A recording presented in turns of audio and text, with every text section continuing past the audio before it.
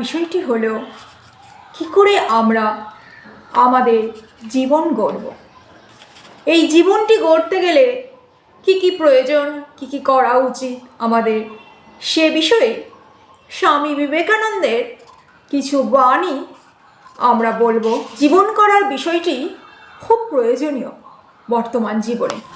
আর actually আমরা তো সবাই লড়াই করছি এই জীবনটিকে সুন্দরভাবে গড়ে তোলার জন্য। তাই আজকের আলোচ্য বিষয়টি হলো কি করলে আমাদের এই জীবনটি খুব সুন্দর এবং সুশৃঙ্খল হয়ে উঠবে। প্রথমে স্বামীজির প্রণাম মন্ত্রটি একবার স্মরণ করে নিই। নমশ্রী জ্যোতিরাজায় বিবেকানন্দ শিউরাহে সচ্চিৎ সুখ স্বরূপায় স্বামিনে তাপহারিণে।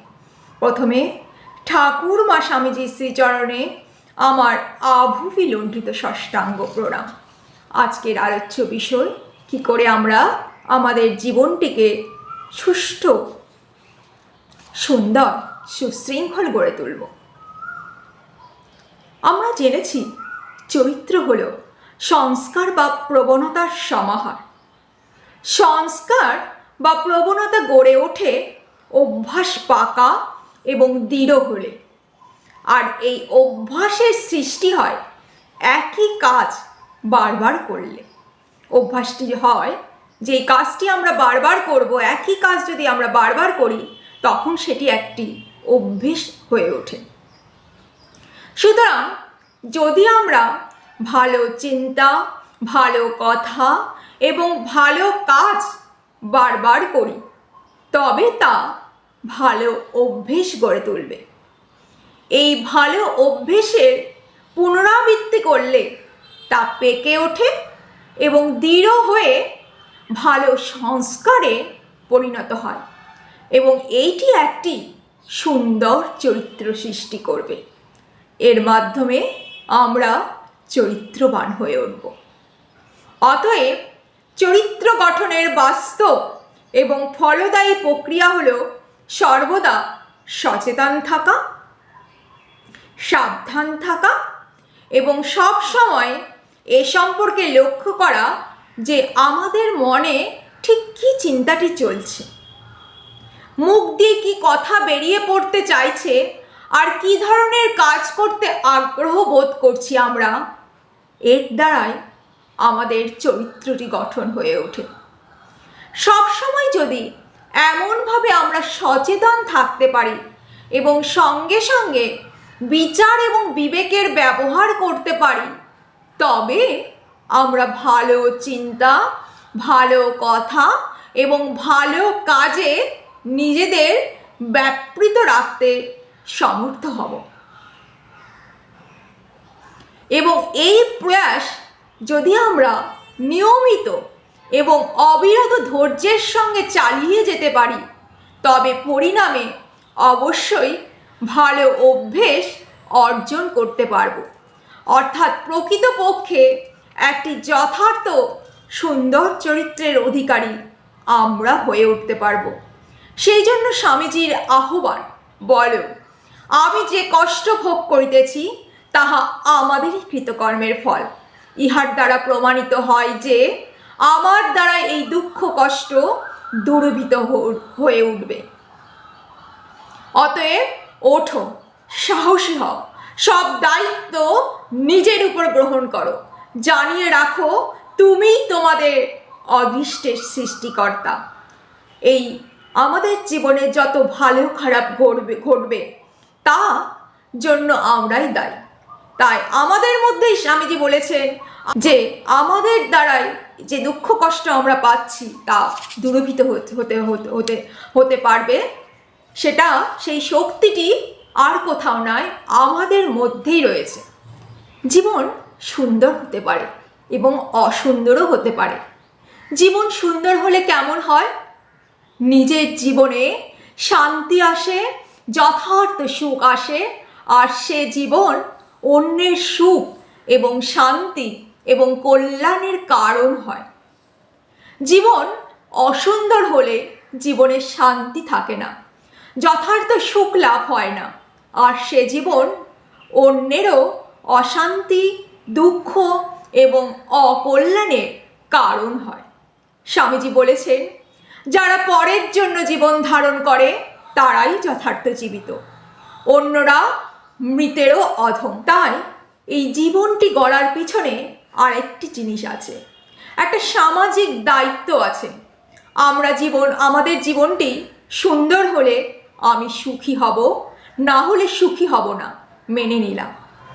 তুমি নিজে অসুখী হলে কার কি হলেও হতে পারে, কিন্তু সুন্দর জীবনের অধিকারী না হলে যখন অন্যেরও তোমার দ্বারা অসুখী হওয়ার সম্ভাবনা রয়েছে, তখন তুমি জীবনকে অসুন্দর করতে পারো না। আমাদের জীবনটি যদি সুন্দর হয়ে ওঠে তাহলে আমাদের এই সমাজটিও খুব সুন্দর হয়ে উঠবে, আর সমাজটি সুন্দর হয়ে উঠবে আমাদের দ্বারায়। তাই আমাদের এই জীবনটিকে সুন্দর করে গড়ে তুলতে হবে।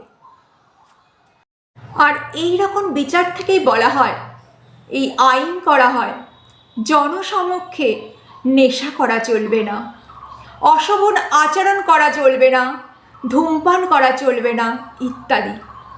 যারা সমাজটিকে সুন্দর করে রাখতে চায়, শান্ত রাখতে চায়, মানুষকে ভালোবাসেন এবং ভালো মন্দ বোঝেন, তারা বলেন একান্তেও নেশা করা ভালো নয়, অশোভন আচরণ করা ভালো নয়, ধূমপান করা ভালো নয়, কারণ তাতে স্বাস্থ্যহানি হয় এবং জীবনের মান নেমে পড়ে। আর যারা স্বামীজির মতো যারা মানুষকে সম্পূর্ণভাবে জানেন, প্রতি মানুষের অনন্ত সম্ভাবনায় যারা প্রত্যক্ষ দেখতে পারেন যে প্রত্যেকটি মানুষের মধ্যে অনন্ত সম্ভাবনা রয়েছে, তারা মানুষের অপূর্ণতা দেখে ব্যথায় চোখের জল ফেলে উচ্চস্বরে ডাক দেন। স্বামীজি যেমন ডাক দিয়েছিলেন, ওঠো জাগো, লক্ষ্যে পৌঁছানো না পর্যন্ত থেমো না। আর যেই সমাজে অনেক মানুষ সেই ডাক শুনতে পায়, সে ডাকে সাড়া দিয়ে লক্ষ্যের সঙ্গে নিষ্ঠার সঙ্গে চলতে বদ্ধপরিকর হয় এবং জীবনকে, নিজেদের প্রত্যেকের জীবনকে সুন্দর করে তুলতে বদ্ধপরিকর হয়, সেই সমাজটি তো উন্নত হবেই। এটাই সমাজ উন্নত করার প্রকৃত উপায়। আর যারা এটি বোঝে তাদেরই সামাজিক দায়িত্ববোধ আছে। শুধু রাম, শ্যাম, যদু, মধুকে ভোট দেওয়াই সমাজের প্রতি দায়িত্ব পালন হয় না। স্বামীজি বলেছেন, জন্ম হতেই আমরা এই মায়ের জন্য, মাকে, আমাদের দেশমাতৃকার জন্য আমরা বলি প্রদত্ত। স্বামীজি বলেছেন, তোমার বিবাহ ধন জীবন ইন্দ্রিয় সুখের, নিজের ব্যক্তিগত সুখের নয়। এই কথাগুলি যদি আমরা ভাবি তাহলে আমাদের জীবনটি অন্যরকম হয়ে উঠবে, আর আমাদের সংস্পর্শে থেকে আমাদের চারপাশের মানুষজনও সুন্দর হয়ে উঠবে, সমাজটি সুন্দর হয়ে উঠবে। আর তাই জন্যই এই জীবনটি গড়া নিজের জন্য, পরের জন্য, সমাজের উন্নতির জন্য একান্ত প্রয়োজন। ব্যক্তিটি নিয়েই আমাদের এই সমাজ, ব্যক্তি সমষ্টি নিয়েই এই সমাজটি গঠিত হয়। ব্যক্তিকে ভালো না করলে কখনো সমাজকে ভালো করা যায় না। এই সহজ অঙ্কটি যত তাড়াতাড়ি সকলের মাথায় ঢোকে ততই এই সমাজটির কল্যাণ হবে, এটি স্বামীজি বলেছেন। কারণ আমাদের সমাজটি হলো ব্যক্তি সমষ্টি। আর আমাদের সবসময় একটি কথা জানতে হবে, আমাদের মতো যুবক যুবতীদের উপরই স্বামীজি সকল আস্থা করেছিলেন। ভারতবর্ষের যুবক যুবতীর উপর স্বামীজির ছিল গভীর আস্থা, তাই তাকে যুব প্রতিনিধি হিসাবে বলা হয়। তাই আমাদের সবসময় বদ্ধপরিকর হতে হবে আমাদের জীবনটিকে সুন্দর করে গড়ে তোলার, আর এই সমাজটিকে সুন্দর করে গড়ে তোলার জন্য। বয়স্ক মানুষ হলেন তারাই যারা এই যুবকদের প্রতি ঠিক সন্তুষ্ট নন, কিন্তু স্বামী বিবেকানন্দের কথায় এবং লেখায় যুবকদের প্রতি কোনো কটু বাক্য প্রয়োগ করতে কখনো স্বামীজি কিন্তু আমরা দেখি না। এর কারণটি কি জানো? এর কারণটি হচ্ছে স্বামীজি মানুষের একেবারে গভীরে প্রবেশ করেছেন। স্বামীজি দেখেছিলেন এই সমস্ত যুবকদের ভিতরেও সেই একই ব্রহ্ম বিরাজিত, আমাদের মধ্যেও সেই একই ব্রহ্ম বিরাজিত, আমাদের এই মধ্যেই সেই ব্রহ্মের শক্তি রয়েছে। সেই জন্যই তিনি বলেছেন সমস্ত জীবের শরীরই এক একটি মন্দির, আর জীবরূপী মন্দিরের ভিতর মানব শরীর শ্রেষ্ঠ মন্দির। কারণ মনুষ্য জাতি হলো সবচেয়ে উন্নত জাতি। সেই জন্যই তো প্রতিটি জীব, বিশেষত প্রতিটি মানুষ তার কাছে ছিল পূজার বিষয়বস্তু। তাই তো স্বামীজি বলেছেন আমাদের কি করতে হবে? শিবজ্ঞানে জীব সেবা করতে হবে। কারণ প্রত্যেকটি মানুষের মধ্যেই রয়েছে ব্রহ্মের শক্তি, মানুষের মধ্যেই রয়েছে শ্রেষ্ঠ মন্দির। স্বামীজি বলেছেন তোমাদের ভবিষ্যৎ জীবনের পথ নির্ধারণ করবার জন্য যতদিন যৌবনের তেজ রয়েছে, যতদিন না তোমরা কর্মশ্রান্ত হচ্ছ, যতদিন তোমাদের ভিতর যৌবনের নবীনতা এবং সতেজ ভাব রয়েছে, কাজে লাগো। এটি প্রকৃত সময়। যদি যৌবনে আমরা আমাদের ভবিষ্যৎ সম্পর্কে, জীবনের আদর্শ সম্পর্কে ঠিক ঠিক সিদ্ধান্ত না নিতে পারি, সংকল্প গ্রহণ করতে না পারি, তাহলে আমরা আমাদের জীবনের সদ্ব্যবহার করতে প্রত্যেকে ব্যর্থ হব। তাই চলো আমরা এই জীবনটিকে সুন্দর করে তুলি। স্বামীজি যা বলেছেন এই জীবনটিকে সুন্দর অভ্যেসের দ্বারা খুব সুন্দর করে তুলি। কারণ আমাদের এই সুন্দর জীবনের দ্বারাই এই সমাজটি সুন্দর হয়ে উঠবে, আমাদের দ্বারাই এই সমাজটি সুন্দর হয়ে ওঠা সম্ভব। তাই স্বামীজি সব সময় যুবকদের উৎসাহ দিয়েছে ভবিষ্যৎ সম্পর্কে যাতে তারা আস্থা গ্রহণ করতে পারেন, এবং এইরূপ কথাই সবসময় স্বামীজি আমাদের বলেছেন। তাই চলো আমরা সবাই স্বামীজিকে অনুসরণ করে চলি।